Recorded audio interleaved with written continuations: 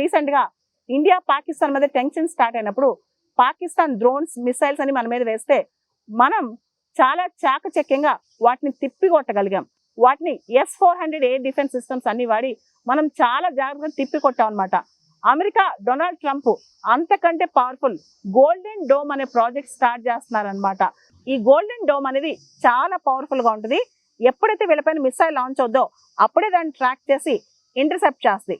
ఇవన్నీ శాటిలైట్స్ వాడి వెంటనే ఇంటర్సెప్ట్ చేయగలం అనమాట. అంటే శాటిలైట్స్ వాడి అసలు మిసైల్స్ ఎట్లా లాంచ్ అయినాయి ఇవన్నీ గమనిస్తూ ఆ శాటిలైట్ ఆ మిసైల్ ఏ డైరెక్షన్ లో వస్తుంది, దాన్ని ఎలా న్యూట్రలైజ్ చేయాలని చెప్పి చాలా ప్రణాళికబద్ధంగా ఈ గోల్డెన్ డోమ్ డిఫెన్స్ ప్లాన్ ని అమెరికా తయారు చేస్తుందంట. కాబట్టి ఐరన్ డోమ్ కంటే చాలా పవర్ఫుల్ అంట ఇది.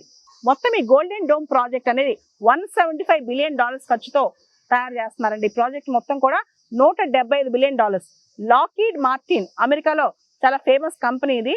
ఈ కంపెనీతో పాటు దాదాపు 180 కంపెనీస్ ఇంట్రెస్ట్ చూపిస్తున్నాయంట దీనిలో పార్టిసిపేట్ చేయడానికి.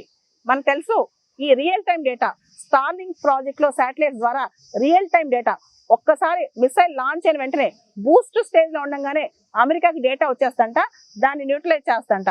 సో ఎంత అద్భుతంగా ప్లాన్ చేసుకున్నారో వాళ్ళు ప్రొటెక్ట్ చేసుకోవడానికి అమెరికా వాళ్ళు.